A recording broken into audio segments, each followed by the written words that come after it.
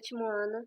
Na aula de hoje, nós vamos entender quais são os princípios gerais para que a eletricidade possa acontecer. Na aula passada, a gente entendeu o quanto que ela é importante, o quanto que ela vem avançando e que ela pode vir de várias fontes e que essas fontes, apesar de algumas serem fontes renováveis, mas todas causam, de certa forma, algum impacto. Mas é claro que sempre tendo essa conscientização que algumas fontes causam mais impacto e outras menos, e que seria bastante interessante que se um dia todos nós conseguíssemos fazer uso daquela que nos causa menos impacto, e que as empresas também pensassem dessa forma, é claro. Então, para a gente começar, a gente precisa entender o que é um átomo. Quando a gente pensa em matéria, a gente já viu que matéria é tudo aquilo que vai estar ocupando um determinado lugar no espaço, tudo que está à nossa volta. Só que essa matéria, ela é composta de unidades muito menores.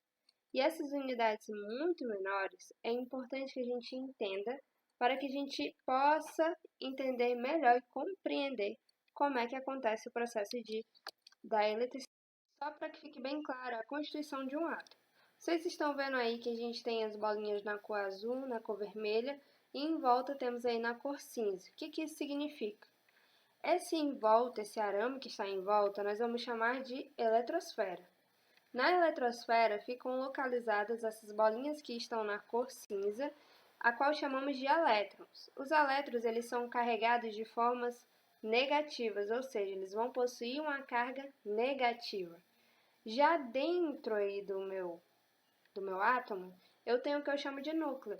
O núcleo vai ser o conjunto das bolinhas azuis com as bolinhas vermelhas, onde nós temos duas partículas bastante importantes, que vão ser os prótons e também os nêutrons. A gente viu que do lado de fora a bolinha em cinza é negativa. Então a bolinha de dentro, vamos escolher aqui, por exemplo, a vermelha, ela vai ser positiva, que é aquela que nós chamamos de prótons, tá? E a em azul vão ser os nêutrons que não têm carga nenhuma. Só que a reunião dos prótons com os elétrons com os nêutrons, a gente vai entender que quando a gente consegue reunindo os átomos de determinada forma, quando eles recebem o que a gente chama de atrito, quando a gente consegue transferir um elétron de uma carga para outra, nós vamos acabar gerando energia. E essa passagem, essa troca, pode ser que gere um corpo que fique eletrizado de forma negativa, ou seja, ele vai ficar com muitos elétrons, com a quantidade muito grande de elétrons, e outro pode ficar com uma carga excessiva de prótons, ou seja, eletrizado de forma positiva, quando ele recebe prótons a mais. E dizer que é bem popular, que é aquele seguinte, que diz que cargas de mesmo sinal, elas têm o intuito de se repelir, de se afastar, enquanto que as partículas que apresentam sinais contrários se atraem. Então, é a partir desse processo que a gente vai conseguir, ao final, resultar em uma energia elétrica, por exemplo. Então, continuando, nós vamos ver aí um pouquinho dos condutores e um pouquinho dos isolantes e entender quais são as diferenças entre eles. Quando a gente fala dos condutores, a gente está falando dos materiais que vão permitir com que as cargas elétricas consigam se movimentar nesse interior com bastante facilidade.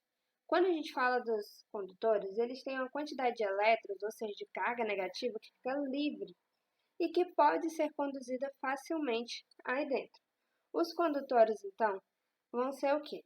Os condutores são esses fios que vocês estão vendo aí representados. Tem o fio de cobre e tem o de outros materiais também. Eles conseguem conduzir a energia de um local para o outro, tá? Então, alguns são excelentes condutores de energia, que é o que eu chamei para vocês aqui de condutores, e o outro a gente vai ver que recebe o nome de isolante, que já vai ser o contrário, tá? Ele vai conseguir deixar ela presa em um local.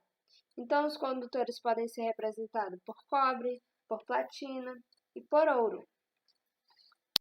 Já quando a gente fala dos isolantes, o isolante é justamente aquela borrachinha que envolve um fio, por exemplo. Se um fio não estiver devidamente isolado, dependendo, você pode levar um choque, por exemplo. Acho que alguém já passou por essa experiência. Então, quando a gente fala do isolante, que é esse material que recobre os condutores, Ao contrário dos condutores, ele não tem elétrons livres, ele tem uma presença mínima. E isso faz com que eles estejam fortemente ligados ao núcleo, o que vai inibir a sua movimentação. Então é importante a gente entender nessa aula aqui. Para que a gente tenha a troca de energia, a gente precisa entender primeiro um átomo, que ele tem partículas essenciais, os elétrons que são negativos, que ficam do lado de fora, e temos os prótons e os nêutrons que ficam localizados no núcleo, na parte interior, e que a troca de elétrons de um corpo com o outro acaba gerando o que a gente chama de energia. Se eu recebo elétrons demais, eu estou eletrizado de forma negativa. Se eu recebo prótons a mais, significa que eu vou estar eletrizado de forma positiva. E os condutores conseguem levar a energia de um lugar para o outro, enquanto que os isolantes vão deixá-los presos ali, para que aquela energia, para que essa troca não saia, não seja liberada, tá? Então, na nossa próxima aula, a gente vai entender como que a gente pode evitar alguns desses acidentes com energia elétrica, por exemplo, e quais são os cuidados básicos que devemos ter. Até a próxima aula, gente, e tchau, tchau!